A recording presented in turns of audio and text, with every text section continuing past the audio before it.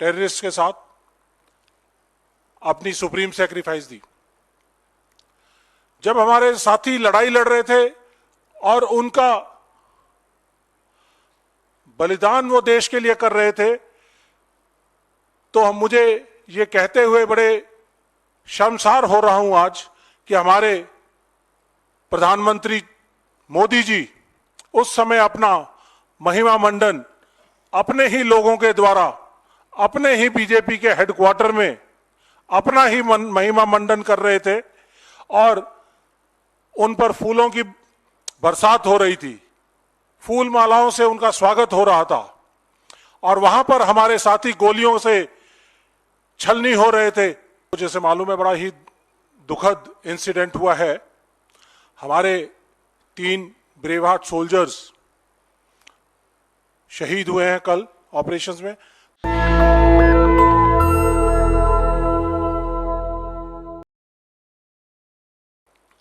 साथियों, कल अनंतनाग के कोकरनाग इलाके के अंदर आतंकवादियों से लड़ाई लड़ते हुए हमारे 3 जाबाज साथी, एक जॉइंट ऑपरेशन था। इसको हम मिलिट्री की भाषा में कहते हैं हार्ड इंटेलिजेंस मिली, हार्ड इंट बोला जाता है। वो मिली कि मिलिटेंट्स इलाके के अंदर हैं, तो उन्होंने समय ना गवाते हुए अपनी प्रॉपर ऑपरेशनल ड्रिल के साथ जॉइंट ऑपरेशन किया। इस जॉइंट ऑपरेशन के अंदर 19 राष्ट्रीय राइफल, जो कि सिख लाई रेजिमेंट की ट्रुप्स उसके अंदर डिप्लॉयड रहती हैं, तो उन लोगों का और जे.एंड.के पुलिस का जॉइंट ऑपरेशन था। इसके अंदर हमारे बहुत ही जुझारू साथी मनप्रीत सिंह जी, जो कि कमांडिंग ऑफिसर 19 राष्ट्रीय राइफल के, उन्होंने अपने 2 साथियों के साथ इस ऑपरेशन को फ्रंट से लीड करते हुए, अपनी जान की परवाह ना करते हुए, एक अच्छे भारतीय सेना के, इंडियन आर्मी के लीडर की तरह इस ऑपरेशन को लीड किया और उसमें उनके कंपनी कमांडर आशीष धोचक, जो सिर्फ 34 साल के हैं, और हुमायूं मुजम्मिल भट्ट, जो कि जे.एंड.के पुलिस के डीएसपी हैं, इन्होंने अपनी शहादत दी। और ये ऑपरेशन कल से चल रहा है। सुबह 6:45 पर कर्नल मनप्रीत ने अपने परिवार से बात की थी और कहा कि हमें ऑपरेशंस में जा रहे हैं, और कल लड़ते हुए हमारे जाबाजों ने टेररिस्ट के साथ अपनी सुप्रीम सैक्रिफाइस दी। जब हमारे साथी लड़ाई लड़ रहे थे और उनका बलिदान वो देश के लिए कर रहे थे, तो मुझे ये कहते हुए बड़े शर्मसार हो रहा हूं आज कि हमारे प्रधानमंत्री मोदी जी उस समय अपना महिमा मंडन अपने ही लोगों के द्वारा, अपने ही बीजेपी के हेडक्वार्टर में अपना ही महिमा मंडन कर रहे थे और उन पर फूलों की बरसात हो रही थी, फूल मालाओं से उनका स्वागत हो रहा था और वहां पर हमारे साथी गोलियों से छलनी हो रहे थे। हमारे साथी लड़ाई लड़ रहे थे, देश की सेवा में रत थे। मुझे वाकई में यह सोचकर आश्चर्य होता है कि हमारे प्रधानमंत्री जी, बीजेपी के कैडर्स, बीजेपी के प्रेसिडेंट और बीजेपी के सभी भक्त लोग, क्या उनको अपने देशभक्त सैनिकों का याद नहीं आया? क्या उनको ऐसा नहीं लगा कि उनके साथी जो है वहां पर देशभक्ति में, बीजेपी हेडक्वार्टर के अंदर तो लीन है मोदी भक्ति के अंदर, लेकिन उनकी सेना जो है वो वहां पे लड़ाई लड़ रही है? मुझे शर्म आती है कि हमारे एक तरफ तो हमारे प्रधानमंत्री जी हैं जो देश को लीड कर रहे हैं, अपना महिमा मंडन करा रहे हैं, और एक तरफ मैं गर्व महसूस करता हूं कि वहां पर कमांडिंग ऑफिसर मनप्रीत सिंह अपनी पलटन को लीड करते हुए, अपने क्यूआरटीज को लीड करते हुए लड़ाई लड़ रहे हैं और अपनी शहादत दे रहे हैं। ये दोनों बातों में बड़ा विरोधाभास है। साथियों, आपको इन तकलीफों का अंदाजा शायद ना हो। हमारे साथियों ने इसी एरिया के अंदर हमने काम किया हुआ है, और इस बेशर्मी की जो मिसाल हमारे मोदी साहब ने जो दी है, उसके लिए मैं आप सब लोगों को एक कुछ वीडियो दिखाकर आप लोगों को बताना चाहूंगा कि आप इस चीज को कंपेयर कर सकते हैं। इमरान से कहता हूं, पूछना चाहता हूं, क्या यह सही है देश का सैनिक अपने देश के लिए अपना खून बहा रहा है और हमारे देश के प्रधानमंत्री संवेदनशीलता दिखाने की बजाय अपनी बेरुखी की हदें पार करते हुए अपनी महिमा मंडन करते रहें, डॉक्यूमेंट्री की शूटिंग करते रहें, या अपने बीजेपी के हेडक्वार्टर में फूलों की बरसात अपने ऊपर करते रहें। तो इस मौके पर मुझे एक बड़ा एप्रोप्रिएट है, माखनलाल चतुर्वेदी जो बहुत ही नोन पोएट हुए हैं, उनकी एक कविता है, उसको याद करता हूं आज मैं और आप लोगों से साझा करना चाहता हूं।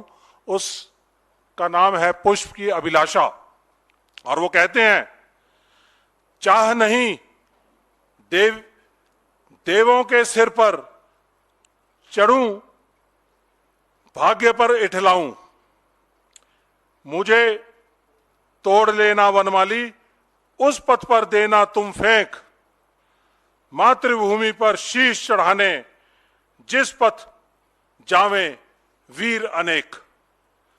ये तो हमारे देश की संस्कृति है, और संस्कृति की बात करने वाले प्रधानमंत्री हमारे देश के सैनिकों की, उनके सैक्रिफाइस की, उसके ऊपर अपने प्रोग्रामों को बिना रोकना चाहिए था। बिना रोके अपने कार्यक्रम बढ़ाते जाते हैं, तो ये एक शर्म की बात है। इस ऑपरेशंस के अंदर एक कमांडिंग ऑफिसर ने लीड करते हुए लड़ाई लड़ी, शहादत हुई, लेकिन कहीं ना कहीं इंटेलिजेंस फेलियर का बहुत बड़ा एक एग्जाम्पल कहीं ना कहीं दिखाई देता है कि कहीं ऐसा ना हो कि इंटेलिजेंस आई, उसके ऊपर काम किया गया, काम करने के बाद उसके ऊपर उनको एलिमिनेट करने के लिए कॉर्डन एंड सर्च ऑपरेशन जारी किया गया।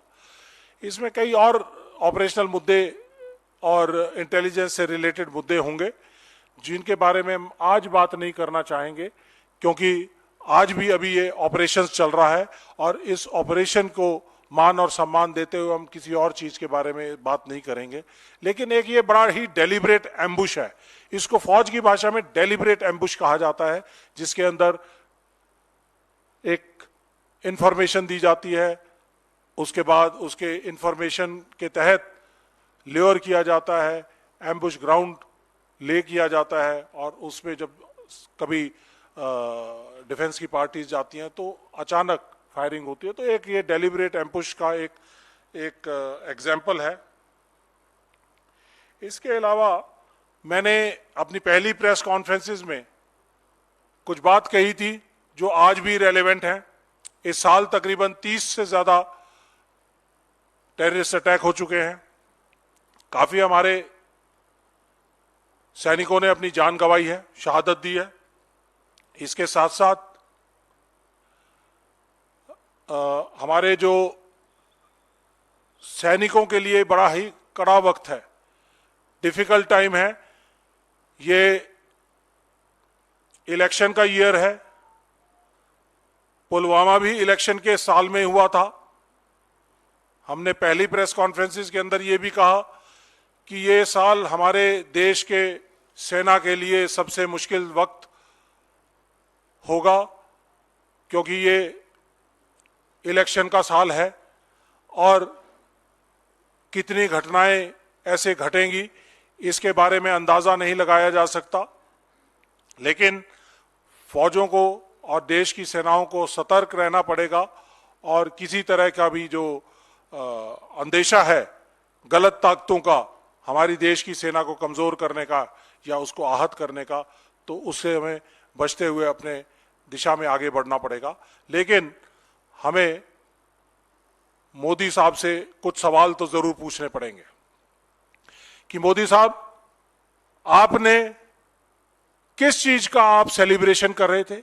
ऐसा क्या काम किया था आपने जिसका आप सेलिब्रेशन कर रहे थे? आप अपने ही लोगों के बीच में ही अपना महिमा मंडन क्यों कर रहे थे? आपकी ऐसा कितना बड़ा इंपॉर्टेंट काम था जिसकी वजह से इतनी बड़ी न्यूज देश में आई और उसके बावजूद आपने उसके ऊपर संज्ञान नहीं लिया और अपने प्रोग्रामों को रोका नहीं? तो ये हम सवाल मोदी जी से साफ साफ पूछना चाहते हैं। और इसके साथ साथ कई सारी और भी घटनाएं हैं जिनके बारे में हम बात करेंगे, आने वाले समय के अंदर बात करेंगे। लेकिन हमारा देश इस टाइम पे आहत है, घायल है, लेकिन हम फिर वापस उठेंगे, लड़ेंगे, परिवारों को जोड़ेंगे। जुड़ेगा भारत, जीतेगा इंडिया, इसी मुहिम को आगे लेते हुए चलेंगे। और ये भी साथ साथ मैं कहना चाहूंगा इस प्रेस कॉन्फ्रेंस में आपके माध्यम से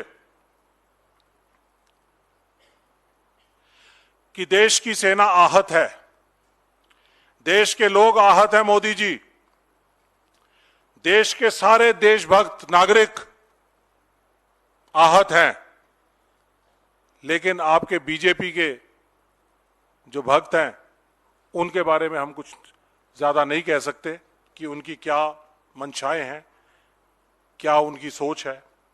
और इस प्रेस कॉन्फ्रेंस में मुझे कुछ पंक्तियां हरिवंश राय बच्चन जी की एक कविता है, घायल हिंदुस्तान, वो मुझे याद दिलाती हैं कि आज का जो समय है वो वही समय है। लेकिन हिंदुस्तान घायल जरूर है, लेकिन हिंदुस्तान फिर दोबारा से रिएक्ट करेगा, हिंदुस्तान फिर दोबारा से खड़ा होगा। इसकी कुछ पंक्तियां आपको सुनाऊंगा। आंधी के पहले देखा है कभी प्रकृति का निश्चल चेहरा, इस निश्चलता के अंदर से ही भीषण तूफान उठेगा। मुझको है विश्वास किसी दिन घायल हिंदुस्तान उठेगा। जय हिंद, जय भारत। मैं अपने साथी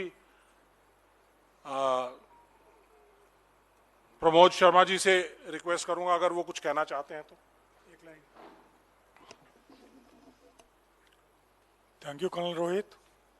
ज़्यादातर पॉइंट उन्होंने इस ऑपरेशन के बारे में खुलासे कर दिए हैं। मैं सिर्फ 2 पॉइंट आपके साथ शेयर करूंगा और प्लीज़ उसको सोचिएगा।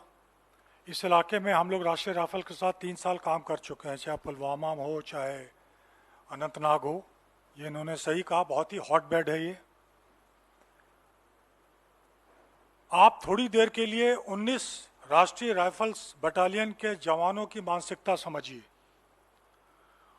उनका कमांडिंग ऑफिसर मारा जा चुका है और ये जनरली होता नहीं है। अफसर जो होते हैं वो हमेशा ऑपरेशन को डायरेक्ट करते हैं। यहाँ पर उस जांबाज कमांडिंग ऑफिसर को मैं सैल्यूट करता हूँ, जिन्होंने इतने अफसर होने के बावजूद भी खुद इस ऑपरेशन को लीड किया। और इस शहादत के बाद उन जवानों की सोचिए, जब उन्होंने टेलीविज़न में देखा होगा कि दिल्ली वाले लोग अपनी सेलिब्रेट कर रहे हैं, कितना उनके मानसिकता पे क्या असर पड़ा होगा, मैं आप पर छोड़ता हूँ। दूसरी बात, पुरानी कहावत है, आप लोगों से हम लोगों ने सुना है, जो मुल्क, जो सेना अपने पुराने गलतियों से नहीं सीखती है, वो फिर दोबारा उस चीज़ को दोहराती है। 5 साल पहले जब पुलवामा में इतना बड़ा हादसा हुआ, वो हादसा ऐसा था कि आप लोग क्या, हम सब लोग इसका अंदाज नहीं लगा सकते हैं। सैनिकों की फेस नहीं पहचाने जा रहे थे, बॉडी के पीसेस उठा के लाए गए थे, किसी को नहीं पता तो उसे पीसेस आज में मिल गए थे। अगर हमने उसकी इन्वेस्टिगेशन की होती बारीकी से, कहां से ये एक्सप्लोजिव आया, इसके पीछे कौन था, डीएसपी वो जो दिनेश सिंह था, क्या नाम था, वो कहां गायब हो गए, तो ये मौका हमें नहीं देखना पड़ता। हम लोग भी यहां रहे हैं, पुंछ में भी रहे हैं, रजौरी में भी रहे हैं, एक भी हमारे साथ कुछ हो जाता था तो ऊपर से नीचे तक पहले पुलिस की तहकीकात होती थी कि कौन कौन मिला हुआ था। क्या दुर्भाग्य है कि हमने ना पुलवामा से सीखा और आज ये हो गया है। धन्यवाद।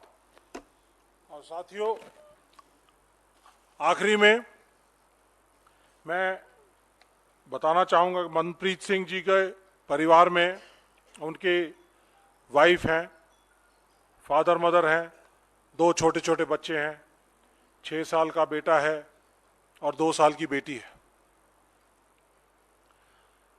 मेजर आशीष धोचक के परिवार में उनकी वाइफ है, फादर है, मदर है, 3 बहनें हैं और एक 4 साल की बेटी है। डीएसपी हुमायूं के परिवार में एक उनके वाइफ, फादर मदर और 1 महीने का बेटा है। आज इस हृदय विदारक घटना के बाद हम लोग इस परिवार की,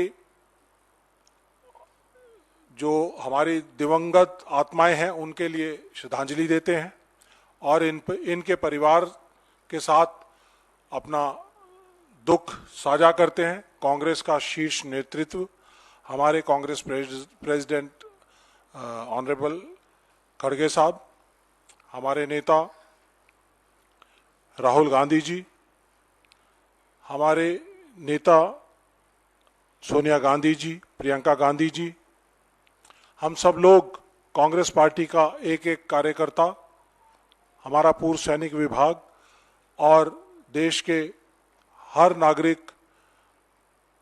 नागरिक उनके साथ है इस दुख की घड़ी में। और हमें पता चला है कि मेजर धोचक की जो पार्थिव शरीर है वो कल पानीपत में आएगा, हमारे हरियाणा से है, हम वहाँ पहुँचेंगे। ऐसे ही हमारे सारे जितने कांग्रेस के साथी हैं, जहाँ जहाँ पे परिवार पहुँचेंगे, चंडीगढ़ से हैं मनप्रीत जी, तो हमारे साथी वहाँ पे पहुँचेंगे और अपनी श्रद्धांजलि देंगे। और इस श्रद्धांजलि के साथ मैं आज इस प्रेस वार्ता का समापन करता हूँ। आपको कोई सवाल है तो पूछ सकते हैं।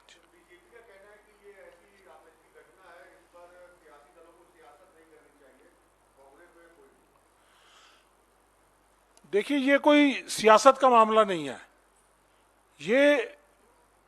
ये मामला है संवेदनशीलता का। आप कितने अपने देश की सेना के लिए, कितने उनके बारे में सोचते हैं, कितना उनके बारे में महसूस करते हैं, कितना उनके परिवारों के बारे में महसूस करते हैं। मोदी जी जब जब परेशानी में आते हैं, देश की सेना के पीछे छुपते हैं, अपने राष्ट्रवाद को, झूठे राष्ट्रवाद को सही करने के लिए वो सेना के पीछे छुपते हैं। तो आज कम से कम सेना उनसे ये तो इतनी तो उम्मीद रख सकती है कि आप हमारे देश के प्रधानमंत्री हैं, आप अपनी तरफ से कुछ बात रखते, आप अपना महिमा मंडन ना कराते, आप फूलों की बारिश अपने ऊपर करा रहे हैं वो ना कराते, अपनी तरफ से कुछ तो करके दिखाते। ये संवेदनशीलता का, हमारे देश के प्यार का, हमारे देश के नागरिकों का सेना के प्रति जो समर्पण है, भावना है, उसका उदाहरण है कि हम सब लोग उनके बारे में महसूस करते हैं। तो यही हम चाहते थे कि हमारे प्रधानमंत्री जी भी महसूस करें। इसमें कोई राजनीतिक बात नहीं है।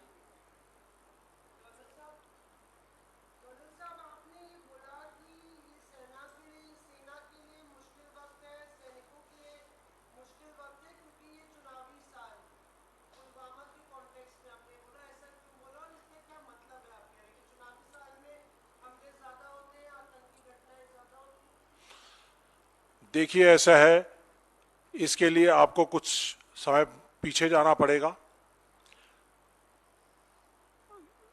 JNK के संवैधानिक पद पर विराजे हुए गवर्नर सत्यपाल मलिक जी ने 13 फरवरी 2019 को अपना बयान दिया था कि मैंने पुलवामा घटना होते ही इमीडिएटली प्रधानमंत्री जी से बात की थी और उन्होंने कहा था, उनको बताया कि ये कहीं ना कहीं हमारी गलतियां हैं, इसके अंदर गलती हुई है।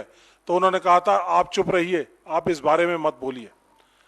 उसके बाद कुछ दिनों बाद प्रधानमंत्री जी, कांग्रेस पार्टी उनके साथ खड़ी रही, हम लोग सारे उनके साथ खड़े रहे, हमने सवाल नहीं किए। लेकिन उसके बाद जब चुनाव 2 महीने बाद आए तो प्रधानमंत्री जी पुलवामा के नाम पर वोट मांग रहे थे कि पहला वोट डालने वाले जो फर्स्ट टाइम वोटर हैं वो अपनी श्रद्धांजलि पुलवामा के शहीदों के नाम दें और बीजेपी को वोट दें। तो ये राजनीतिकरण है। तो अगर ये सिस्टमेटिक तरीके से अगर कोई चीज हुई है, उसके बाद 3 साल तक देश को बताया नहीं गया, कोई इंक्वायरी नहीं की गई, कोई इंक्वायरी साझा नहीं की गई, कोई रिस्पॉन्सिबिलिटी प्रधानमंत्री ऑफिस के ऊपर, नेशनल सिक्योरिटी एडवाइजर के ऊपर, मिनिस्ट्री ऑफ होम अफेयर्स के ऊपर, क्योंकि वो जो शहीद सैनिक थे वो सारे के सारे CRPF के थे, वो मिनिस्ट्री ऑफ होम के अंडर आती है। तो मिनिस्ट्री ऑफ होम के DG की या जिन लोगों ने एयरक्राफ्ट की डिमांड हुई थी, एयरक्राफ्ट की डिमांड को पूरा नहीं किया गया था, जो कि हर साल किया जाता है। ये एक रेगुलर रूटीन अफेयर था। जब विंटर हो जाती है और बर्फ पड़ जाती है तो उस समय पे जो रोड मूवमेंट है वो ना करके हम लोग बाय एयर ट्रेवल करते हैं। आर्मी हमेशा जिसको ऑथराइज ट्रेवल नहीं है, एयर ट्रेवल ऑथराइज नहीं है, उसको भी देती है। इसी तरह से CRPF भी देती है, पैरामिलिट्री फोर्सेस भी देती है, वो नहीं हुआ। तो कहीं ना कहीं आज 3 साल तक हमने उस बारे में बात नहीं किया। लेकिन जब सत्यपाल मलिक जी ने, गवर्नर साहब ने ये बातें उठाई हैं, तो इसका मतलब ये संदेह के दायरे में आती हैं। और जब ये संदेह के दायरे में आती हैं तो हमें भी इस संदेह को सामने मद्देनजर रखते हुए हमने कहा था कि भी सेना को तैयार रहना पड़ेगा, कुछ भी हो सकता है। आज ये तकलीफ में है, हर जगह से आवाज आ रही है, कहीं पे बेरोजगारी की तरफ से, कहीं पे हर वर्ग, किसानों की तरफ से, कहीं पे जवानों की तरफ से। आज पूरे देश के जवान आंदोलित हैं, पीड़ित हैं। देश के हर डिस्ट्रिक्ट हेडक्वार्टर के ऊपर पूर्व सैनिकों के धरने हैं। तो जब आप आंदोलित और पीड़ित हमारे साथी हैं और आने वाले समय के अंदर अगर आप उनका निदान नहीं करते हैं तो हमें लगता है, हमें महसूस होता है कि कुछ ना कुछ एक्टिविटीज हो सकती है। हम पुराने इतिहास के हिसाब से अपनी बात कर सकते हैं कि आने वाला समय, this once again I say, this will be the most bloodiest year for our defense forces because it is an election year. and we are expecting lot of terrorist activities or lot of intelligence failures and lot of failures from the security perspective for the entire country. National Dastak की आपसे गुजारिश है कि अगर इसको बचाना चाहते हैं तो नेशनल दस्तक को सब्सक्राइब करने के लिए रेड कलर के सब्सक्राइब बटन को दबाएं, फिर बेल आइकन की घंटी दबाएं। नेशनल दस्तक को बचाने के लिए बहुत जरूरी है कि हर खबर को शेयर करें, लाइक करें, कमेंट जरूर करें।